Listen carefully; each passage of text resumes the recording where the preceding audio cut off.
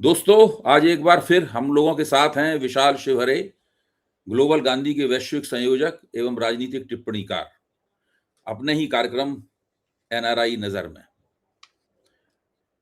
विशाल जी, स्वागत है आपका नई परख के मंच पर। नमस्कार, नमस्कार। आजकल मोदी सरकार के जो 2 मंत्री सर्वाधिक चर्चा में हैं, उसमें एक का नाम है अमित शाह। वो चर्चा में इसलिए हैं क्योंकि वो विपक्ष की बार-बार मांगों के बावजूद सदन में नहीं जा रहे, वो संसद भवन में जाते हैं लेकिन सदन में नहीं जाते। वो उनका जवाब देने को तैयार नहीं है उनके आरोपों का। और दूसरे मंत्री जो चर्चा में हैं, वो हैं श्री नितिन गडकरी।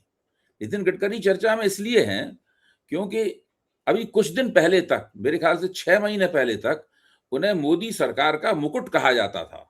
यानी मोदी सरकार के लिए सरकार में बहुत बेहतरीन काम कर रहे हैं, ये कहा जाता था। और उनको श्रेय दिया जाता था कि सारे देश में उन्होंने सड़कों का जबरदस्त जाल बिछाया।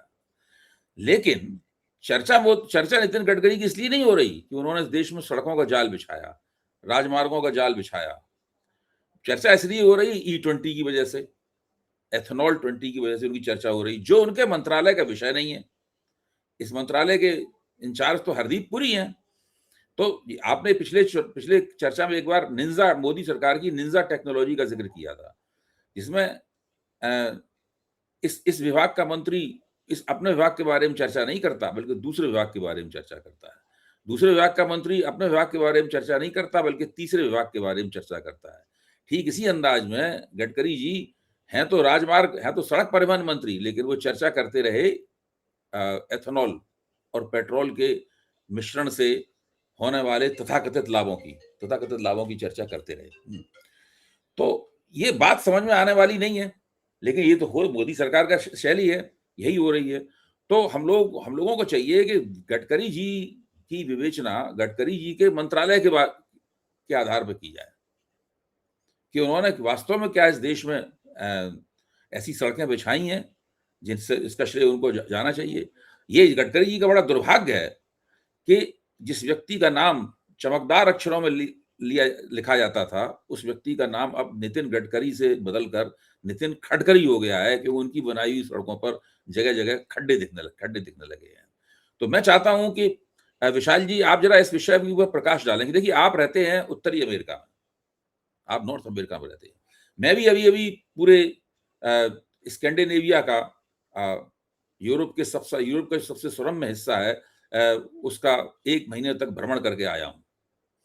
और हम लोगों ने जो शानदार सड़कें देखी हैं, आप वहां जो शानदार सड़कें देखते हैं, जब उनके ऊपर बस या कार चलती है, तो ऐसा लगता है कि सड़क के साथ उसका बड़ी नरमी के साथ मिलन हो रहा है। जबकि हमारे यहाँ तो ये है कि एक बारिश में सड़क जो है वो बह जाती है, पुल टूट जाता है और गडकरी जी डींगे मारते रहते हैं अपनी। तो ये सब क्यों होता है, कैसे होता है? गडकरी जी की निंदा करना, उनकी प्रशंसा करना हमारा मकसद नहीं है। हम ये जानते हैं कि जिस देश में सड़कें होंगी, परिवहन की ठीक व्यवस्था होगी, माल की ढुलाई की सही व्यवस्था होगी, वो देश प्रगति करेगा। सड़कें नहीं तो प्रगति नहीं, सीधी-सी बात ये है। बिल्कुल। तो इसलिए आप इस दृष्टि से जो है ना, इस पूरे मसले की थोड़ी व्याख्या करें। मैं सनसनी में बिल्कुल नहीं पड़ना चाहता, सनसनी हम लोग फिर पैदा कर देंगे किसी दिन। आज बिल्कुल ठोस रूप से बात की जी, जाए। जी। जी, धन्यवाद बहुत-बहुत। आपने सही बोला। हुँ, मैंने इसलिए आपको रोका कि आपने बहुत सारी बातें खड़ी कर दी हैं और आपके सवाल जो होते हैं वो बड़े अभय जी, अपन पिछली बात से ही बात शुरू करते हैं। जो ये निंजा टेक्नोलॉजी है, हुँ, उसके पीछे एक सोची-समझी रणनीति है। हुँ, वो रणनीति ये है कि जब एक मंत्री दूसरे मंत्रालय की बात करता है, तो वो उसकी बात करके उसका श्रेय और प्रचार तो कर सकता है सरकार का, जी। लेकिन आप ज़िम्मेदारी नहीं डाल सकते उसपे। हुँ, तो E20 के मसले पे भी यही हो रहा था। हुँ, अब आज आपने या जैन जी ने जो ये ज़िम्मेदारी का उठाया है बीड़ा हुँ, कि हम निंजा टेक्नोलॉजी के अलावा बात करेंगे कि अब हुँ, आपका डिपार्टमेंट कैसा है? आपने क्या किया? हुँ, तो अभय जी, आपकी बात बिल्कुल सही है। हुँ, गडकरी जी के रोडों ने बहुत रोडें बनाई हैं, गडकरी जी हुँ, ने, उस पे चर्चा होनी चाहिए। हुँ, और गडकरी जी ने जो रोडें बनाई उसमें गड्ढे भी आते ही हैं हुँ, और चूँकि भारत आज की डेट में आपदा में अवसर वाला देश बन गया है, हुँ, तो शायद आपको पिछले कुछ दिनों पहले ध्यान हो कि एक आदमी को शायद हार्ट अटैक आ गया था या वो उसमें थे और रोड के गड्ढे में गए तो उनका हार्ट रिवाइव हो गया था। हुँ, तो गड्ढों का अकेला ऐसा मसला नहीं है कि दिक्कत ही आए, बट इससे कई लोग, एक आदमी की जान तो बची गई है, ठीक है। मतलब दिल का दूर इलाज करने का भी ये माध्यम बन सकता है, इस पे रिसर्च की जा सकती है। इस पर रिसर्च की जा सकती है, और हाँ। मुझे लगता है कई देशों ने करी भी होगी। हुँ। शायद उसमें फेल हो जाए, वो उतनी इस तरह टेक्नोलॉजी अच्छी नाले से तरह है। गैस निकालने की रिसर्च की अपील की जा चुकी है हम लोगों के सामने। ये भी बिल्कुल। की जा सकती है कि जिन लोगों को दिल की बीमारी है, एक बार ज़रा गड्ढे में वो दौंची खाएँ, हो सकता है तो उससे दुरुस्त हो जाए मामला। नहीं, भाई टेक्निकली तो निकल ही सकता है आपका ब्लॉकेज। हुँ, तो उसमें कोई ट्राई करने में बुराई भी नहीं है, जब आप इतनी दवाइयाँ ट्राई कर रहे हैं तो हुँ, उसमें क्या है? हुँ, एक बार किसी हाईवे पे भी जाके ट्राई कर ले। हुँ, तो that is fine. But Abhay ji, let me tell you America की रोडों के बारे में। हुँ, अभय जी, अमेरिका में, मैं अमेरिका की बात करता हूँ। अमेरिका और कनाडा और अमेरिका की। अमेरिका में रोडों का बहुत बड़ा नेटवर्क है। हुँ, यहाँ पे थोड़ा-सा अंतर है, मैं रोडों के बैकग्राउंड के बारे में पहले आपको समझाता हूँ। यहाँ की जो रोडें हैं, वो किलोमीटर में नहीं, माइल्स में नापी जाती है। यहाँ पे हुँ, मीट्रिक सिस्टम चलता है, हुँ, और स्पीड भी माइल्स में होती है, किलोमीटर में नहीं होती है। तो जो मैक्सिमम लिमिट है, वो 75 मल्स माइल्स पर आवर है, जो अप्रॉक्सिमेटली 140 किलोमीटर पर घंटे की इस रफ्तार के आसपास का बैठता है। वो आप देखिए। 3 तरह की रोडें हैं यहाँ पे अभय जी। एक है इंटरस्टेट हाईवे, उनको आई नंबर से आइडेंटिफाई करते हैं, जैसे अपने एनएचएआई के जो हाईवेज़ हैं। दूसरे रीजनल हाईवेज़ हैं, जो थोड़े से छोटे होते हैं, लेकिन वो भी हाईवे होते हैं। और तीसरे नंबर की लोकल रोड्स होती हैं, जो कि सिटी के अंदर रोड होती है। तो अभय जी, रोडों को बनाने का जो पर्पज़ यहाँ पे था, वो कुछ और है। अच्छा, उससे पहले मैं आपको और एक बात बताता हूँ। जैसे एक डिज़ाइन जो रोडों की है, वो ऐसी है कि आपको अगर हाईवे पे जाना है, या आपको किसी दूसरे डेस्टिनेशन जाना है, तो उसके लिए आप 2 से 5 मिनट के अंदर कोई भी रोड से हाईवे पे आ सकते हैं, और हाईवे फिर अनइंटरप्टेड और बिना सिग्नल के और बिना उसके चलता है। हुँ, वो 140 की स्पीड पे चलता है, या 75 माइल पर आवर की स्पीड पे चलता है। तो ये तो यहाँ की रोडों की संरचना है भाई जी। कई सारे हाईवे बहुत फेमस है, जैसे हाईवे 66, I-66 बोलते हैं उसको, उस पे पिक्चरें भी बनी हैं बहुत सारी। बहुत लंबे-लंबे हाईवे हैं, 4-4 हज़ार किलोमीटर लंबे हाईवे, एक-एक हाईवे, हुँ, और ऐसे कई हाईवे हैं। और अमेरिका बहुत बड़ी कंट्री है, उसके अंदर 3-4 टाइम ज़ोन हैं। जब न्यूयॉर्क में सुबह के 6 बजते हैं, तो अ, उनके जो वेस्टर्न कोस्ट है, साउथ कैलिफोर्निया या कैलिफोर्निया, वहाँ पे रात के 3 बज रहे होते हैं। हुँ, तो 3-4 घंटे का अंतर है पूरे देश में, समय में। तो अमेरिका बहुत बड़ा देश है, और रोडों का नेटवर्क ही उस देश को चला रहा है। हुँ, ये ऐसा माना जाता था। हुँ, लेकिन जब मैं अभी यूएस गया, और मैंने वहाँ की रोडें देखी और वहाँ के इंफ्रास्ट्रक्चर को समझा, तो अभय जी, मुझे ये समझ में आया कि ये सोचना गलत है हुँ, कि अमेरिका की रोडें बहुत अच्छी हैं, या अमेरिका की रोडें ही देश चला रहा है, हुँ, या इसको अलग तरह से समझा जाना चाहिए अभय जी। हुँ, अमेरिका ने रोडें नहीं बनाई अभय जी, हुँ, अमेरिका ने ऑटोमोबाइल इंडस्ट्री बनाई, हुँ, उन पे चलने वाली गाड़ियाँ बनाई एक्चुअली। जब उनको समझ में आया कि हम ऑटोमोबाइल इंडस्ट्री बनाते हैं अगर, ऑटोमोबाइल इंडस्ट्री के लिए उन्होंने कारों की मैन्युफैक्चरिंग 1908 में अभय जी, पहली सबसे अच्छी कार, जो पॉपुलर कार थी, फोर्ड ने टी मॉडल, हेनरी फोर्ड ने जो बनाई, जो बहुत ही सबसे सस्ती और अच्छी कार थी, वो 1908 में बनाई अभय जी, जो कि वर्ल्ड वॉर 1 से पहले, वर्ल्ड वॉर 1 तक होने तक 10 लाख कारें बना चुका था वो कैरेक्टर। हुँ, तो रोडों की ज़रूरत वहाँ की कार की और ऑटोमोबाइल की इंडस्ट्री को पड़ी। हुँ, हमने वहाँ अमेरिका ने रोडें नहीं बनाने का शुरू से प्रयास किया। हुँ, उन्होंने वहाँ पे ऑटोमोबाइल इंडस्ट्री बनाई। ऑटोमोबाइल इंडस्ट्री एक बड़ी इंडस्ट्री है। भई एक कार 1 करोड़, 2 करोड़, 3 करोड़ रुपए की कार होती है, उसको चलाने के लिए जगह चाहिए, रोड चाहिए। अब आपको ऐसी लाखों करोड़ों कार प्रोड्यूस करनी है अपनी कंट्री में, आपको पूरी ऑटोमोबाइल इंडस्ट्री सेटअप करनी है। तो उन्होंने उसके लिए अमेरिका में 8-10 सेंटर्स पे ऑटोमोबाइल कम सेक्टर ही और सिटी बना दी। जैसे डिट्रॉइट एक सिटी है। हुँ, वो पूरा शहर, वो मिशिगन प्रोविंस है, वो पूरा का पूरा एक स्टेट ऑटोमोबाइल स्टेट है। वहाँ पे कार रेस होती हैं, कई तरह की डेकोटा रेस वगैरह-वगैरह, बहुत सारे इवेंट होते हैं ऑटोमोबाइल को लेके। अमेरिका का मेन पर्पस रोडों का जाल बिछाना नहीं था। हुँ। अमेरिका का मेन पर्पस था अपनी ऑटोमोबाइल इंडस्ट्री को बनाना, कारों की इंडस्ट्री को बनाना, तो और कारें अकेली बन कार गई तो उनको चलाने के लिए सड़कें चाहिए। सड़क चाहिए। सड़कें तो बनी है 1956 में, जब वहाँ के राष्ट्रपति आइज़नहोवर आए। उन्होंने वहां पे अमेरिका में एक्ट पास किया और उन्होंने कहा नहीं अब रोड इंटरस्टेट हाईवे बनेंगे। भाई जी, ऑटोमोबाइल की जब बात करते हैं तो ऑटोमोबाइल केवल कार नहीं होती। ऑटोमोबाइल के पिकअप ट्रक होते हैं, यहाँ पे एक अजीब तरह के रैम बोलते हैं जिनको ट्रकों पे, वो भी नहीं हो। ऑटोमोबाइल का मतलब हुआ कार, लग्जरी कार, घर में यूज करने वाली car, commercial weapon, commercial vehicles, interstate transport के बड़े बड़े ट्रक, आरवी जो होम होते हैं जिसमें लोग रह भी सकते हैं, इस तरह की लोग चलाते हैं। रिक्रिएशनल वो व्हीकल्स आते हैं। अबे जी 10-20 तरह की कैटेगरी होती ऑटोमोबाइल के नाम पे। तो उन्होंने केवल ऑटोमोबाइल ही नहीं बनाया, उसके अराउंड सारा इंफ्रास्ट्रक्चर क्रिएट किया अमेरिका ने पहले। पार्किंग लॉट्स, आज हिंदुस्तान में गाड़ी निकालना और पार्क करना एक इम्पॉसिबल सा काम है। जरा-जरा सी बात पे झगड़े हो रहे हैं, जरा-जरा सी बात पे एक्सीडेंट हो रहे हैं। अमेरिका में आपको इस तरह की कोई समस्या नहीं मिलेगी। ना कार निकालने के लिए से लेके आपको वापस आने तक का पूरा प्लानिंग है। कहाँ पार्क करेंगे आप, कितनी आसानी से पार्किंग। वॉलमार्ट के, कॉस्को के, बिग स्टोर्स के किलोमीटर लंबे पार्किंग लॉट होते हैं भाई जी। एक-एक पार्किंग लॉट में 10-10 हज़ार गाड़ियाँ पार्क हो सकती हैं, जबकि पॉपुलेशन बहुत कम है। अमेरिका ने पूरा इंफ्रास्ट्रक्चर पहले क्रिएट किया, उसके बाद उन्होंने रोड क्रिएट किए। अच्छा, अब अभय जी अपन जो सोचते हैं, बात इस पे और डिटेल में जाते हैं, तो आखिर ऑटोमोबाइल ही क्यों? अमेरिकन ऑटोमोबाइल में क्यों ऐसा जाल बिछाया? ऑटोमोबाइल क्यों बनाया? ऑटोमोबाइल को चलने के लिए जो चाहिए पड़ता है, वो होता है क्रूड ऑयल, पेट्रोल। अमेरिका के पास टेक्सास में 1880 या 1900 में टेक्सास के आसपास बहुत तेल था भाई जी, बेतहा तेल था। 1870 में समझ लो आप।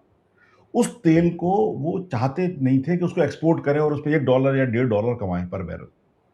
वो उस तेल का अच्छा इस्तेमाल करना चाहते थे और उसके लिए उन्होंने ऑटोमोबाइल इंडस्ट्री की संरचना की।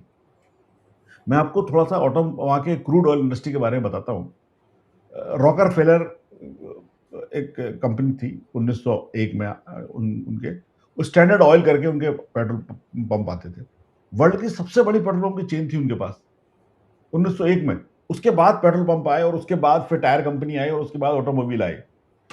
मेरा कहना ये है भाई जी, अमेरिका ने अपनी रोडें नहीं बनाई, उन्होंने उसके ऊपर 4 और इंडस्ट्री बनाई।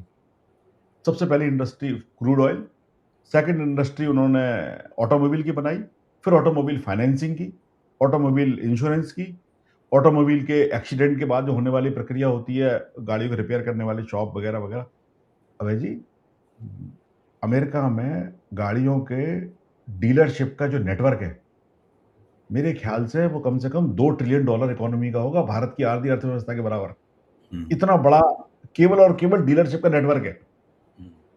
अब अभय जी, ये तो है अमेरिका की रोडों की स्थिति और ऑटोमोबाइल की इंडस्ट्री। आज 5-6 ट्रिलियन डॉलर की इकोनॉमी, बल्कि मोर उससे भी ज्यादा इकोनॉमी, क्रूड ऑयल के नीचे ऑटोमोबाइल, और ऑटोमोबाइल जहां चलने की जरूरत थी वो रोड है। उन्होंने पूरी $6 ट्रिलियन की इकोनॉमी को एक स्टेप बाय स्टेप करके दे दिया। अब अभय जी अपन देखें अपनी हिंदुस्तान की रोडों की स्थिति। अपन ने केवल रोडें बनाई है भाई जी। अच्छा, रोडें कैसे बनाई है अपन ने भाई जी? अपन ने रोडें बनाई कर्जा लेके। सारी रोडें जो बन रही हैं आज देश में, 44,000 किलोमीटर रोडें बनी है पिछले 15 साल में, वो पूरी की पूरी रोडें कर्जे पे बनी है। अच्छा, कर्जा कैसा? एनएचएआई का 2014 में जो कर्जा था वो करीब करीब 25,000 करोड़ रुपए था। 2022 में करीब करीब 3.5 लाख करोड़ रुपए कर्जा हुआ और अभी गवर्नमेंट ने इनवेड नाम से एक स्कीम निकाली है जिसके अंदर वो कर्जा थोड़ा सा कम कर दिया है। तो आज भी करीब करीब 3 लाख पौने 3 लाख करोड़ रुपए के आसपास का कर्जा एनएचएआई का डायरेक्ट है। अच्छा, अबे जी, अब ये तो इनविट और इसकी बात है, बट अगर आप रोडों की बात करें, जो भारतमाला फेज 1 था, वो तकरीबन तकरीबन 10 लाख करोड़ रुपए खर्चा हुआ है उस पे। भारतमाला 2 40,000 किलोमीटर का अभी सरकार ने सस्पेंड कर दिया। सीएजी की रिपोर्ट में कई कई आपत्तियां आ गई थी। वो भी करीब करीब 30 लाख करोड़ रुपए का प्रोजेक्ट है। एनीवे, आप अभय जी कितनी भी अकाउंटिंग गिमिक्स कर लें, किसको भी पैसे दे दें, ले लें, लेकिन ये है तो आफ्टर ऑल देश की जनता के ऊपर कर्जा। इस कर्जे का भारत सरकार ने और एनएचएआई ने ये बोला है कि 2050 तक चुकेगा। अच्छा, मुझे लगता नहीं 2050 तक चुकेगा, मुझे लगता है 2070 तक जाएगा ये चुकते-चुकते। अब अभय जी, ये कर्जा अपन देखें अगर, ये कर्जा कौन चुकाएगा? और किस लिए लिया सरकार ने? ये रोडें दिख रही हैं आज जिन पे गड्ढे हैं या अच्छी हैं या बुरी हैं, ये कर्जा इस देश की जनता अगले 50-60 साल तक चुकाने वाली है। अपने टैक्स पेयर की टैक्स से पैसा जाएगा इसका। जी। आप किसी भी तरह की रोड बनाएं, किसी भी तरह की इंफ्रास्ट्रक्चर करें, वो सब कर्जे पे ही बनता है। और फाइनली इसको हमारे देश के बच्चे चुकाने वाले हैं। जो बच्चा आज पैदा हुआ है वो अगले 40 साल तक अपनी 40 साल का होगा तब तक वो कर्जा चुकाएगा। अच्छा, अब एक और आप गहरी बात समझिए। ये तो हो गया केवल रोड का कर्जा, जो कि अपन उस पर थोड़ी देर बाद आते हैं। आप इसकी और गहराई में जाइए भाई जी। ये गाड़ियां चलेंगी किस? पहले तो अपन गाड़ी बनाते हैं, हिंदुस्तान में गाड़ियां बनती हैं, बिल्कुल सही बात है। एक्सपोर्ट भी करते हैं अपन, 8 लाख गाड़ी के आसपास बनती है, 4 साढ़े 5 लाख गाड़ी एक्सपोर्ट भी करते हैं। लेकिन वो गाड़ियों के पार्ट्स, इलेक्ट्रॉनिक्स और सीपीयू सब इंपोर्ट होते हैं। फाइन, वो भी कोई दिक्कत नहीं है, दैट्स ओके। लेकिन ये गाड़ियां चलती किस पे है? ये गाड़ी चलती क्रूड ऑयल पे। और भारत के पास क्रूड ऑयल है नहीं। भारत बहुत कम क्रूड ऑयल प्रोड्यूस करता है। भारत 10% अपनी जरूरत का, 90% क्रूड ऑयल अपन इंपोर्ट करते हैं। इसका मतलब क्या होगा भाई जी कि आप देश के ऊपर 2 कर्जे लगातार चढ़ने वाले हैं। एक कर्जा तो रोड बनाने का और दूसरा कर्जा आपको क्रूड ऑयल पर गाड़ी चलाने का। अब आपने इंफ्रास्ट्रक्चर बना दिया, अब आप चाहेंगे कि उसका इस्तेमाल भी हो। इस्तेमाल करेंगे लोग, गाड़ियां खरीदेंगे लोग, इस्तेमाल करेंगे। इस्तेमाल करने के लिए वो क्रूड ऑयल इस्तेमाल, अपना ऑयल इस्तेमाल करेंगे। ऑयल इस्तेमाल करेंगे तो भारत को क्रूड इंपोर्ट ऑयल करना पड़ेगा और भारत इस डेट में, कर्जे में फंसता रहेगा विदेशी मुद्रा के। प्रधानमंत्री ने अभी कुछ दिन पहले बोला था लोगों को अपनी यात्रा नहीं करनी चाहिए, विदेशी मुद्रा का भंडार बचाना चाहिए। ये 10 चीजें उन्होंने बताई थी। इसका मैं कहां से लाएंगे क्रूड ऑयल के पैसे? हमें रोडों का इस्तेमाल बंद करना पड़ेगा कि हम केवल कर्जा चुकाएं बस भूल जाएं? ऐसा भी नहीं करेंगे, हमें रोडें इस्तेमाल भी करनी है। अभय जी, मुझे लगता है भारत ने एक ऐसा इंफ्रास्ट्रक्चर बनाया जो केवल और केवल आपको एक तरह के कर्जे और डेट में नेगेटिव साइकिल में और उसमें घूमने वाला है। आप कमाइए और अगले 50 साल तक और रोज इसके इस्तेमाल के कर्जा चुकाइए। ये तो है भारत के रोडों की वस्तु स्थिति। अब अभय जी, अपन क्रूड ऑयल की बात देखते हैं। अगर अपन भारत क्रूड ऑयल का 90% इंपोर्ट करता है खाड़ी देशों से। ओवरऑल क्रूड ऑयल इंपोर्ट करता है, उसमें 50% 70% खाड़ी देशों से आता है। आप जब भी गाड़ी चला रहे हैं या 100 रुपए का या 125 रुपए का पेट्रोल भरा रहे हैं, जो भी है, उसका 90% पैसा बाहर जा रहा है। सऊदी अरब जा रहा है या ईरान जा रहा है या किसी और खाड़ी देश में जा रहा है। ये किस तरह का इंफ्रास्ट्रक्चर है जिससे कि आप कर्जा चुकाने के लिए ही बना रहे हैं? ये मेरा असेसमेंट है इस रोड के बारे में। आपने तो बहुत आंखें खोल देने वाली, मतलब से कहते आंखों में उंगलियां चुभाकर आपने एक असलियत बताई है जो इस लोगों के पास सामने है तो, लेकिन इस क्रम से नहीं है, क्योंकि उसका एक खास तरह का आपने क्रम से एक खास तरह के सिलसिले के साथ इस चीज को सामने रखा है, तो वो एक अलग तस्वीर पेश करती है। तो जिन चीजों के लिए गडकरी जी के मंत्रालय की तारीफ होती है या अटल बिहारी वाजपेयी की सरकार थी, तो वो भी दावा इस तरह के करती थी। उसके बाद में फिर और दूसरी आगे सरकारें आईं, उन्होंने भी रोड बनाने के दावे किए। इसके बाद ये सरकार तो दावे करने में वैसे भी बहुत बढ़ी चढ़ी है, उन लोगों ने जो दावे किए। तो कुल मिलाकर ये घाटे के कर्जे की अर्थव्यवस्था जो चल रही है, और इसमें सारा देश की सारी आबादी, हमारी पीढ़ी, हमारे बाद की पीढ़ी और उसके बाद की पीढ़ी, ये दो सब पीढ़ी। लोग जो है, हाँ, तो ये सब लोग जो हैं इस कर्जे में दबे हुए हैं।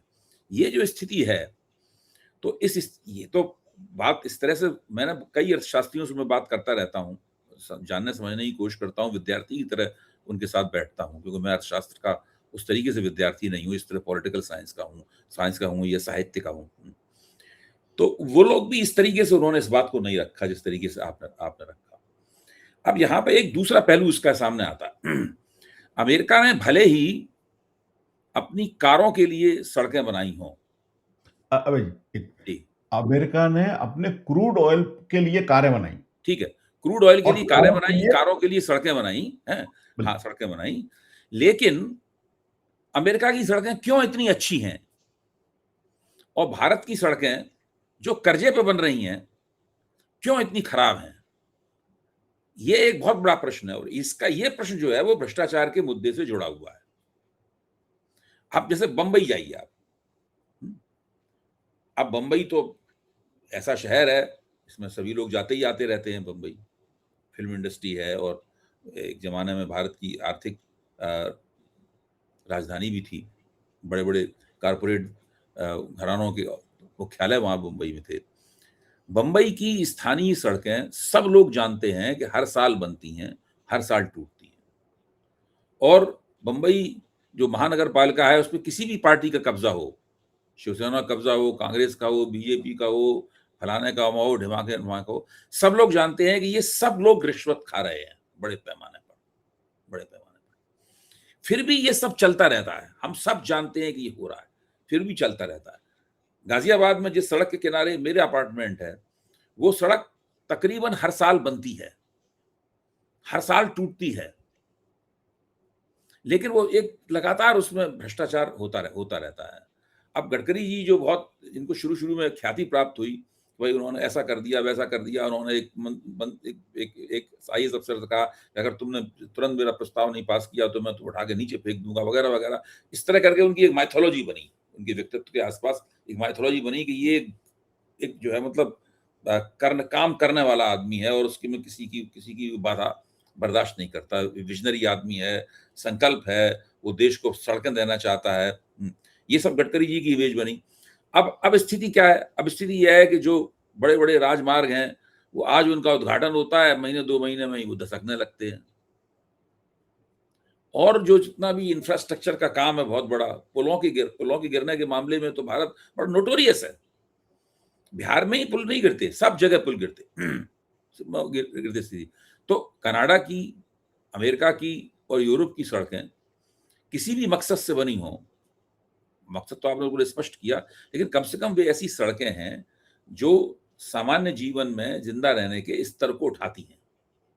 अबे जी, मैं इसका आंसर करता हूँ। पहली यहाँ पे बात तो स्थिति ये है। अबे जी। जी, पहली बात तो ये करप्शन का अकेला मामला नहीं है। हुँ, ये टेक्नोलॉजी का डेफ़िसिट का मामला है। अच्छा। भारत में इतना लंबा रोड का नेटवर्क आप बना रहे हैं। हुँ, आप अगले 3 जनरेशन को कर्जे में धकेलने वाले हैं हुँ, या धकेलने की प्लानिंग है। हुँ, कर चुके हैं आप ऑलरेडी और आपका इतना सारा क्रूड इम्पोर्ट उन रोडों पे जलने वाला है हर साल। आपको वो करने से पहले एक बड़ा भारत में रिसर्च इंस्टीट्यूट रोड का डेवलप करना चाहिए था। आपको एक रोड यूनिवर्सिटी बनाना चाहिए थी। अगर आपको लग रहा है कि ट्रांसपोर्टेशन एक चीज़ है, उसकी फाइनेंसिंग कैसे करेंगे? ये स्टंटबाजियों से थोड़ी कुछ काम होने वाला है। अब आप क्या करा आपने क्या बोला था अपने प्रोग्राम में कि भारत जो मोदी सरकार के मुकुट थे, हुँ, गडकरी जी। अबे जी, वो देश के ऊपर काँटों का मुकुट तो पहना दिया उन्होंने। हुँ, वो 3 जनरेशन तक बच्चे कर्ज़े चुकाएँगी। हुँ, उन कर्ज़ों का मैं असली मकसद बताता हूँ आपको। मकसद क्या असली ऑब्जेक्ट वो बताता हूँ, रियल क्या रिज़ल्ट क्या आएगा। हुँ, जब ये कर्ज़ा भारत के बच्चों पर चढ़ेगा और ये अगले 50 साल तक चुकाएँगे, हुँ, तो उनको क्या नहीं मिलेगा? उनको अच्छी शिक्षा नहीं मिलेगी, उनको अच्छी हेल्थ नहीं मिलेगी, उनको अच्छा डिफेंस नहीं मिलेगा, उनको अच्छी आबो-हवा नहीं मिलेगी। सरकार के पास किसी के लिए पैसा ही नहीं होगा। हुँ, वो क्या करेगी? वो गडकरी साहब के नाम पे बिल फाड़ती रहेगी। हुँ, अबे जी, ये आप थोड़ा-सा इसको नैरो तरह से देख रहे हैं। ये करप्शन का मसला नहीं है। ये सोच की लिमिटेशन का मसला है।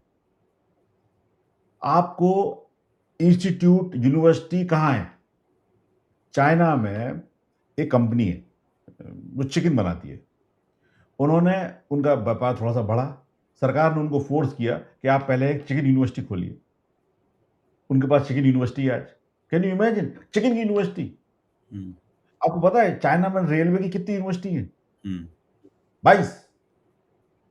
अपने यहाँ तो एक इंस्टीट्यूट है बड़ौदा में, उसमें लाके लोग पढ़ते रहते हैं, पिटते रहते हैं एक-दूसरे से। आपको अपनी फंडामेंटल अच्छा, उसके पैसे ही नहीं है। हुँ, कोठारी कमीशन ने जो अभी वो कह रहे थे अपने मोहन भागवत जी 6% कम पैसा खर्च होना चाहिए। वो कोठारी कमीशन है 1966 में बोल रखा है कि 6% of GDP should spend on education. आपको पता है कितना खर्च हुआ है इस साल का, इस बार का? 2.5% टारगेट था, 1.8 ही खर्च कर पाई सरकार हम्म, जीडीपी का। स्कूल है बंद कर रहे हैं वो, हम्म, शिक्षा खत्म कर रहे हैं, यूनिवर्सिटी है नहीं है। भाई जी ये सब तो आना ही है। अच्छा, अब एक और सवाल मैं आपसे पूछता हूँ, क्या अपन अच्छी रोडें पहले नहीं बना सकते थे? 1951 में जब देश आजाद हुआ 47 में, तब नहीं बना सकते थे? तब अपन ने क्या किया? हम्म, मैं आपको बताता हूँ भाई। उस वक्त की सरकार के पास भी यही दिक्कत थी कि हम कर्जा लेके रोडें बनाएं या कुछ और बनाएं। उन्होंने क्या बनाया भाई जी? उन्होंने आईआईटी बनाए, आईआईएम बनाए, एम्स बनाए। उसमें क्या हुआ? बच्चे पढ़ने गए। आज एक एम्स से निकला हुआ बच्चा डॉक्टर बनता है।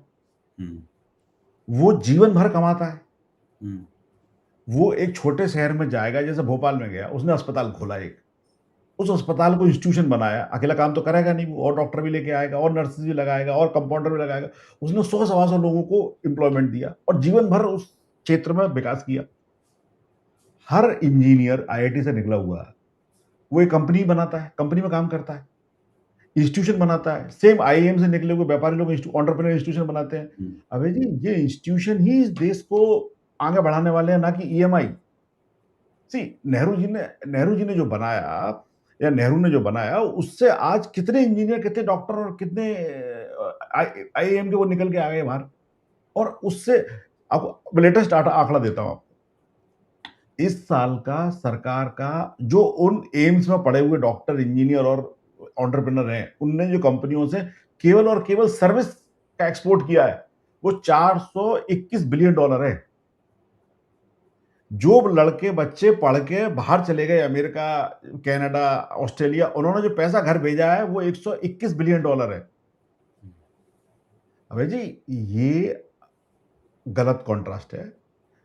नेहरू ने बनाई, लोगों को दी डिग्रियां, हम्म, और इस रोड मंत्री ने बना के दे दी ईएमआई। हम्म, आप अब ईएमआई, एक डिग्री होती है, वो आपके जीवन को बड़ा बढ़िया बनाती है। आप जीवन भर कमाते हो, दूसरों को खिलाते हो, पूरे परिवार को संभालते हो, और एक सोसाइटी को संभालते हो। हम्म, यहाँ पे आप अगले ईएमआई बन गई आपके जीवन से, आप हम्म, टैक्स भरिए, सरकार उसकी ईएमआई से कर्जा चुकाएगी, आपकी रोडों का, आपके क्रूड ऑयल का। मैं आपको दूसरा एग्जांपल देता हूँ। मोदी जी सरकार में आए, उन्होंने कहा 65 रुपए से रुपया ढीला हो गया। तब 45 55 था, 65 हो गया था। बोले पैसा पतला हो गया, रुपया पतला हो गया, ये हो गया, वो हो गया। अच्छी बात है, उनकी इच्छा भी थी, और मैं मानता हूँ उनकी जेन्युइन इच्छा थी कि रुपया बढ़ के 35-40 रुपए हो जाए। अच्छी बात है, हो जाता तो अच्छा रहता। अब आप बताइए, हर साल आपको 90% क्रूड ऑयल का पैसा फाइनेंस करना है डॉलर में, तो रुपया मोटा कहाँ से हो जाएगा? हम्म, आज ₹100 पे पहुँच रहा है, 97, 90, 100, 100 के आसपास। मैं आपको बता रहा हूँ अगले 5-10 साल में ये 120, 125, 150, क्योंकि आपको कर्जा डॉलर में लेना है हर साल। हम्म, तो डॉलर तो, रुपया तो पतला होने से रहा, आपको पतला ही होने वाला है, हम्म, और वो कर्जा आपको चुकाते जाना है।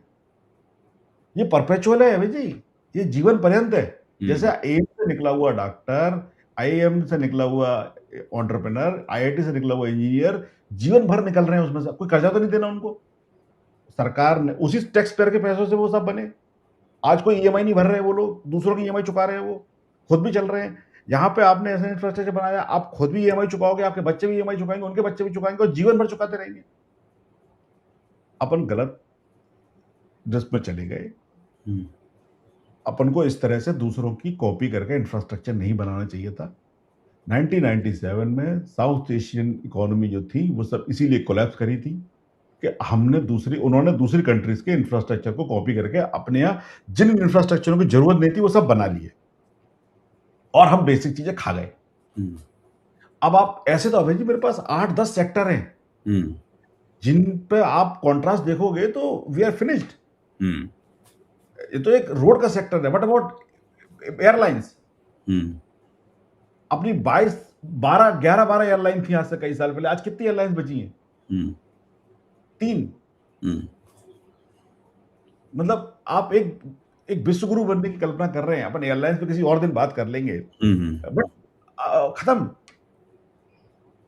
खत्म।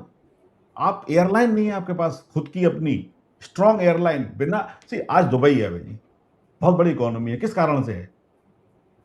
उसके पीछे फंडामेंटल कारण एक ही है, एयरलाइन। हम्म, दुबई बनाने के टाइम पे वहां के रूलर ने और पॉलिसी मेकर ने ये डिसाइड किया कि यहाँ पे हमें टूरिस्ट बुलाना है। उन्होंने कहा टूरिस्ट रेल से नहीं आ सकते, टूरिस्ट रोड से नहीं आ सकते, टूरिस्ट पानी के जहाज से नहीं आ सकते। हमें हम्म। टूरिस्टों को लाने के लिए एक बहुत हवाई बड़ी जहाज एयरलाइन, चाहिए। हवाई जहाज चाहिए, और बहुत अच्छे क्वालिटी का हवाई जहाज चाहिए, बहुत अच्छी क्वालिटी के एयरपोर्ट चाहिए, जो एक एक्सपीरियंस दुबई का पूरी दुनिया को दे सके। आपकी दुबई की यात्रा दुबई आने के बाद शुरू नहीं होती धक्के खाने से। वो हम्म, एमिरेट्स एयरलाइन की टिकट खरीदने से शुरू होती है। हम्म, फिर वो आपको पूरा एक एक्सपीरियंस देते हैं। आप एयरपोर्ट पर जाते हैं तो एक अलग एक्सपीरियंस मिलता है एयरलाइंस का। हवाई जहाज में खाना अलग मिलता है। जब आप लैंड करते हो तो अलग फैसिलिटीज मिलती है। आपको एक विजन चाहिए पूरा। That is how economies are created. कर्जे पर नहीं बनती इकोनॉमी हम्म, कि आप तो बस कर्जा लेके चले गए। और अच्छा, दूसरा एक और करप्शन की बात कर रहे हैं भाई। ये इसमें करप्शन नहीं है भाई। इसको आप दूसरी तरह से देखिए। आज जो भी रोड है, आज 10,000 करोड़, मुझे लगता है सरकार ने करीब करीब 50,000 करोड़ रुपए खर्चा से ज्यादा ऊपर कर चुका है रोडों पे। हम्म, अच्छा हाँ, एक और चमत्कारी चीज है भाई। एनएचएआई की जितनी खर्चे हैं वो ऑफ द बजट है। उनका बजट में मेंशन ही नहीं है। तो एनएचएआई जितना कर्जा ले रहा है वो सब बजट में डिस्कस ही नहीं है। हम्म, उनका कोई वो एंट्री नहीं है। ऑफ बजट, ऑफ बजट वो है, वो बोरिंग।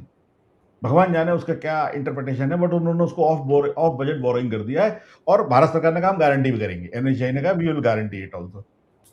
आप सॉवरेन गारंटी दे रहे हैं और बजट से ऑफ है। वाह, हम्म, एक अलग ही चमत्कार है जी। एनीवे, वो हम्म, एक अलग डिस्कशन का मुद्दा है। अब आते हैं अपन अभय जी, हम्म, किस तरह से ये फाइनेंसी और उसकी बात करें अपन, करप्शन की। अभय जी, आप 50,000 करोड़ रुपए खर्चा है, आपने रोड बनाने वाले को तो आज ही दे दिया। ठीक है, कर्जा लेके दिया, देश के ऊपर कर्जा चढ़ा, भारत की जनता कर्जा चुकाएगी, ठीक है, लेकिन आपने किसी कॉन्ट्रैक्टर को तो आज ही दे दिया 50,000 करोड़ रुपए, या 10 कॉन्ट्रैक्टरों को। उन कॉन्ट्रैक्टर के पास कैपेसिटी नहीं थी, आपने उनको ओवरबर्डन कर दिया। एक एक कॉन्ट्रैक्टर की ऑर्डर बुक 40,000 करोड़ रुपए की ऑर्डर बुक से भरी हुई है। एक कॉन्ट्रैक्टर को, उस बेचारे को 5-5 काम करने पड़ रहे हैं एक टाइम पे। उसके पास एक एक एक ऑर्गेनाइजेशन की कैपेसिटी होती है 5% 7% ग्रोथ की। उसके हिसाब से वो ग्रो करता है वगैरह। आपने किसी चीज का कोई कैलकुलेशन नहीं किया। आपने बस तू एक ले ले बेटा, दूसरा ले ले, तीसरा ले ले, ये भी ले ले, वो भी ले ले। फिर वो पंखा लगा लगा के रोड़ा सुखा रहा है, क्योंकि उसको दूसरी, उसका कारण क्या है आप देखो ना। पंखा लगा के रोड़ा क्यों सुखाई बेचारे गरीब ने? उसकी मजबूरी थी भाई, उसको सारी मशीनें दूसरी साइड पे पहुंचानी है। अब वो टाइम लग रहा है, उसमें पानी गिर गया या कुछ और बात आ गई, तो उसको लग रहा है पंखे से लगा के सुखा दें अपन, तो सारे जो बड़े बड़े रोड रोलर वगैरह दूसरी साइड पे ले जाए, वहां भी रोड बनानी है। उसको बेचारे तो मजबूरी है ना भाई जी। बहुत बड़ा नॉन थिंकिंग का ये नतीजा है। देखिए, आप जो कह रहे हैं ये तो सही है, नॉन थिंकिंग का नतीजा है। कोई सुचिंतित योजना इसके पीछे नहीं है, कोई दूरगामी प्लानिंग दृष्टि कमीशन था, नहीं है। प्लानिंग कमीशन था, वो खत्म कर दिया। हाँ, कोई विजन नहीं है, ये सब नहीं है। और जिस चीज को ये अमृत काल कहते हैं, जिस चीज को ये कहते हैं कि हम 2047 तक जो है भारत को विकसित भारत बना देंगे। मुझे याद आ रहा है कि जब मैं अम्बेडकर यूनिवर्सिटी में था, तो एक दिन मैंने देखा सवेरे, हमने यहाँ पे कोई नहीं दिख रहा है, जितने भी अफसरान थे, रजिस्ट्रार वगैरह, कोई है ही नहीं, कहाँ चले गए। तो उनको बताया गया कि उनको वहां बुलाया गया है सरकार के दफ्तर में। तो वो काफी देर बाद आए, बेचारे परेशान हो गए, बड़े परेशान लग रहे थे, मुंह उनका लाल हो रहा था जैसे धूप में बैठे रहे हों। तो उन्होंने बताया कि हम लोगों को एक एक टोपी दे दी गई, जिसपे लिखा था विकसित भारत, टोपी पे। और उस टोपी को बैठ के लगा के हमें बैठना था, सामने स्क्रीन पे मोदी जी को प्रकट होना था, और उन्हें उनका विकसित भारत पे हमें धूप में बैठना था, कड़ी धूप में, और विकसित भारत का लेक्चर सुन के हम लोग आ रहे हैं मोदी जी का। तो इनके विकसित विकसित भारत करने का इनका जो है ना, ये इनका पूरा मामला है। तो आपने जिस तरीके से इस पूरी बात को रखा है, बिल्कुल नया दृष्टिकोण है आपका। वास्तव में एनआरआई नजर जो है, वो दूसरी नजरों से अलग तरह की नजर है। इस आपने आज भाई आज मैं नई नजर साबित कर दिया। जी। एक बात बोलता हूँ भाई जी।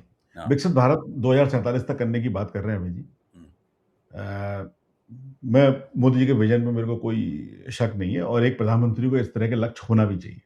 हम्म, और मैं पूरी तरह सपोर्ट करता हूँ उनके विजन का। हम्म, अबे जी, जो सच्चाई है वो ये है कि 2050 तक सरकार ने पार्लियामेंट में बोला है कि हम रोडों के कर्जे चुकाएंगे। हम्म, विकसित भारत को पता नहीं, लेकिन पार्लियामेंट की लैंग्वेज में तो ये दर्ज हो चुका है कि 2050 तक रोडों के कर्जे चुकेंगे। हुँ, तो अगर कर्जा चुका हाँ, मतलब अगर कर्जा चुका कर्जा लेना और कर्जा देना, जैसे आपके वो आपको बोलते हैं, वो दूसरे सिंह साहब आते हैं जो, कि घी पी के वो कर रहे हैं अपन पार्टी। हुँ, अगर कर्जा लेना ही भारत सी अगर अपन इस तरह से देखें कि आज भारत में करीब-करीब 1.5 लाख करोड़ रुपए से ऊपर का कर्जा है, कुछ इस तरह का अमाउंट है, आई डोंट रिमेंबर एक्ज़ैक्टली। हुँ, हाँ, आज से पहले कभी नहीं हुआ इतना। अपन इसको इस तरह से भी देख सकते हैं कि हमें आज तक किसी ने इतने पैसे उधार दिए ही नहीं। देखो हुँ, हमारी रेपुटेशन कितनी बढ़ गई है। हुँ, तो वो एक इस तरह से देखें तो बात अलग है अभय जी। डेफ़िनिटली 2050 तो नहीं, 2070 तक रोडों का कर्जा चुकेगा, केवल रोडों का। भारतमाला 1 का। भारतमाला 2 प्रोजेक्ट जो आएगा, उस पे अलग कर्जा लेगी सरकार और वो चुकेगा अगली सदी में। ये कर्जा जाएगा 2070 तक। ये रोल ओवर होगा 2-3 बार। सरकार की कैपेसिटी नहीं है, ये ओवर बोरोइंग करेंगे और फिर उसके बाद 20 साल और बढ़ाएँगे इसकी लिमिट। आगे भारतमाला 2 के लिए जो कर्जा लिया जाएगा, वो चुकेगा, मतलब अपने नाती-पोते के पोते-वोते देंगे, वो अलग बात। अभय जी, ये कर्जे की बात तो अलग है। हुँ, अब सरकार को इस सब के बीच में समझ में आया कि हुँ, क्रूड ऑयल का 90% तो क्रूड अपन इम्पोर्ट करते हैं। हुँ, तो सरकार ने ये डिसाइड किया कि अपन इसके अंदर क्रूड ऑयल या ईंधन का सब्स्टिट्यूशन लगाएँ। हुँ, तो सब्स्टिट्यूशन के लिए उन्होंने क्या किया भई जी, उसमें डाला, फिर उन्होंने दिमाग लगाया कि क्या करें, तो उन्होंने डाला गन्ने का जूस। हुँ, उसको बोल रहे हैं वो ई20। हुँ, 2014 में जो हुँ, सरकार की पॉलिसी इस तरह की पहले भी थी, हुँ, 1.5% एथेनॉल डालने की बात हुई थी। हुँ, भारत सरकार ने उसको बढ़ाने का ग्रेजुअल प्लान था। ई5 करने का प्लान था। ई10 वाज़ अ मैक्सिमम प्लान।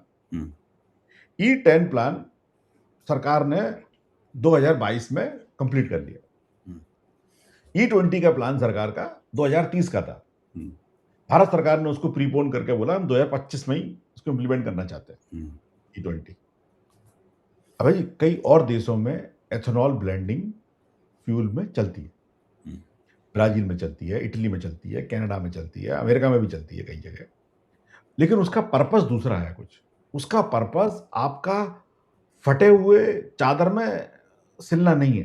हुँ, उसका पर्पस दूसरी कंट्री में है कि वहाँ पे कई सारी चीज़ों का ओवर प्रोडक्शन होता है और उस ओवर प्रोडक्शन को कंज़्यूम करने के लिए उसका एक एथेनॉल बनाने के बाद उसको यूज़ एक एक इकोनॉमी को और फूड ग्रेड इकोनॉमी को का एक तरीका है। अबे जी, कॉमर्शियल लेवल पे गन्ने का प्रोडक्शन केवल इसलिए करा जाए कि उसको एथेनॉल ब्लेंडिंग में यूज़ करना है और सरकार उसकी प्रमोट करे और उसकी तारीफ ले कि हमने ई20 इतना कर दिया। सरकार ऑफिशियल डेटा बोल रही है कि हमें 1,97,000 करोड़ रुपए बचे। हुँ, ओके, मैं दूसरा सवाल पूछता हूँ। बहुत अच्छी बात है, आपने इतने पैसे बचाए। कैसे बचाए आपने? आपने गन्ने में सब्सिडी नहीं दी क्या?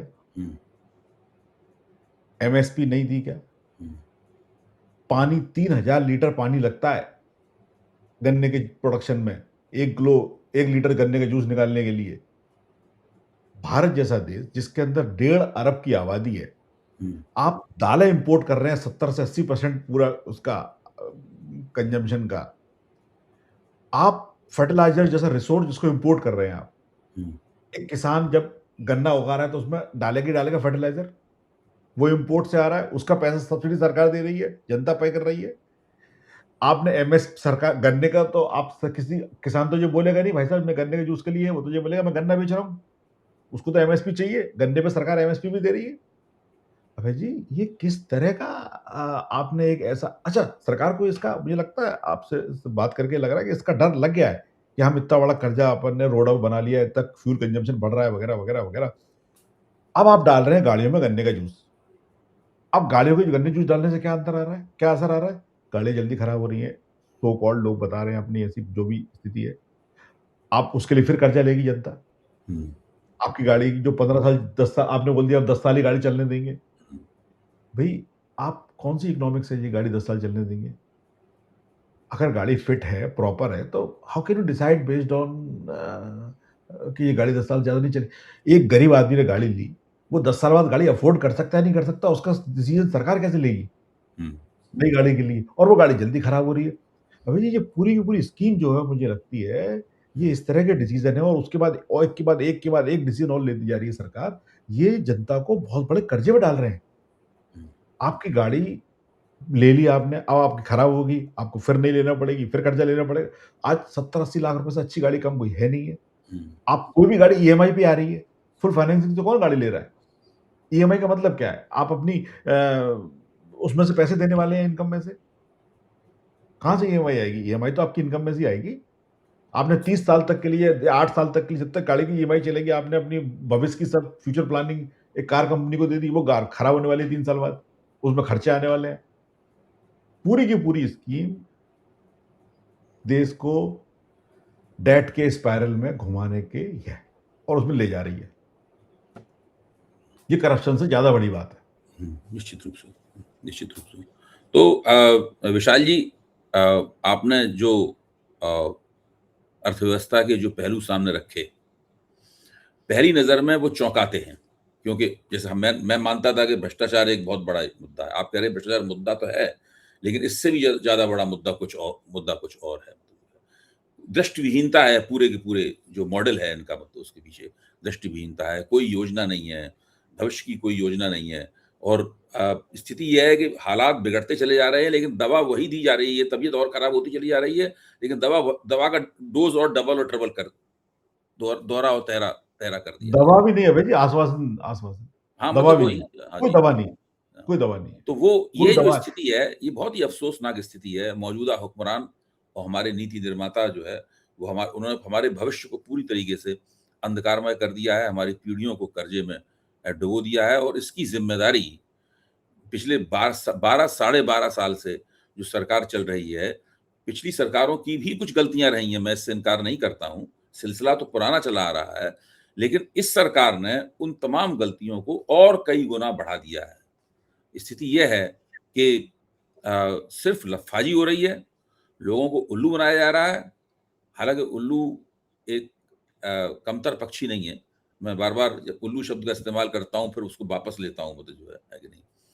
उल्लू के अंदर काफ़ी प्रतिभाएँ पाई जाती हैं। लोगों को मूर्ख बनाया जा रहा है मुख्य तौर पर, लोगों को मूर्ख बनाया जा रहा है, और उनको जो सपना दिखाया जा रहा है, एक ऐसा सपना जो कभी भी पूरा नहीं होगा, अगर कुछ होगा भी, तो बिल्कुल उसके ठीक विपरीत होगा। नहीं, बहुत-बहुत आप धन्यवाद। सवाल अभय जी, जी। मेरे 2 सजेशन थे। हुँ, आप सवाल पूछे ना दूसरों से कि अगर आप कर्ज़ा लेंगे पेट्रोल चलाने के लिए, गाड़ी चलाने के लिए, 90% फूल बाहर से आ रहा है, तो आपका डॉलर कैसे मजबूत होगा? रुपया कैसे ठीक मजबूत बात, होगा? ठीक बात। पहला। दूसरा भाई जी, मेरा एक सजेशन था, हुँ, आपके यहाँ वो इकोनॉमिस्ट जो उसमें आते हैं हुँ। बी प्रोग्राम में, हाँ, प्रोफ़ेसर अरुण कुमार। अरुण कुमार जी, अगर आप उचित समझें तो इस टॉपिक पे मैं, अरुण कुमार और आप तीनों लोग एक हाँ, चर्चा करें। हाँ, तुरंत, जल्दी। हाँ, ये तो बहुत इसको आसानी सम से हो सकता है, बहुत आसानी और से। इसको इसको और टेक्निकली और बेटर रिफाइन करके अपन हुँ, इस पे और शायद हो सकता है डिस्कशन से कोई सॉल्यूशन भी निकल आए। बिल्कुल, बिल्कुल, बिल्कुल। बिल्कुल संभव है। आप और इसको इसको जल्दी कर लेते हैं, जल्दी करते हैं इसको। इसको अरुण कुमार जी से बात करके हुँ, इस पे कोई सॉल्यूशन आकर निकल सकता है, तो अपन तीनों लोगों को चर्चा करनी चाहिए, ठीक है, और किसी तरह से राष्ट्र का निर्माण हो सकता है, तो क्यों नहीं? क्यों नहीं? बिल्कुल, बिल्कुल, बिल्कुल। बहुत-बहुत धन्यवाद धन्यवाद, विशाल जी। धन्यवाद। दोस्तों, आपने विशाल शिवहरे का विस्तृत विवेचना सुनी। अ, सड़क, कच्चे तेल, विदेशी मुद्रा, ऑटोमोबाइल, इन सब का आपसी संबंध क्या है? और ये आपसी संबंध भारत को एक विकसित राष्ट्र बनाने की तरफ ले जा रहा है, या भारत को अनंत काल के लिए एक कर्ज़दार राष्ट्र बनाने की तरफ ले जा रहा है? ये एक बहुत बड़ा मसला है, और आगे भी, जैसा कि अभी विशाल जी ने सुझाव दिया, हम लोग प्रोफ़ेसर अरुण कुमार, विशाल जी, हम तीनों इस बात पर फिर से चर्चा का दूसरा दौर चलाएँगे, ताकि इस बात को और खोलकर और बेहतर तरीके से, और उसके दूसरे सॉल्यूशन पहलू जो आज सामने नहीं आ पाए हैं, वो भी सामने आएँ, और उस मेरे ख़्याल से कुछ 1-2 दिन के बाद ही हम लोग तुरंत इस चर्चा को कर लेंगे, ताकि इस चर्चा की याद भी तब तक धूमिल ना हो, और दोनों को आपस में जोड़ने में आसानी हो। बहुत-बहुत धन्यवाद और दोस्तों। अगर सॉल्यूशन आपको की तरफ बात करते हैं। जी, जी। अगर विशाल जी की बातें आपको पसंद आई हैं, तो आप थोड़ी-सी हम लोगों की तारीफ़ कीजिए, ताकि हमारी हौसला अफ़ज़ाई हो। और अगर आपको लगता है कि इसके अंदर कुछ ऐसी बातें हैं, जो किसी दूसरे तरीके से कही जानी चाहिए थी, उसके बीच में कुछ छूट गया है हम लोगों से, तो उसकी तरफ भी इंगित कीजिए ताकि हम लोग उससे कुछ सीखें और अगली बार उस कमी को दूर करें। बहुत-बहुत शुक्रिया, हमें आपकी टिप्पणियों का इंतज़ार रहेगा। धन्यवाद भाई।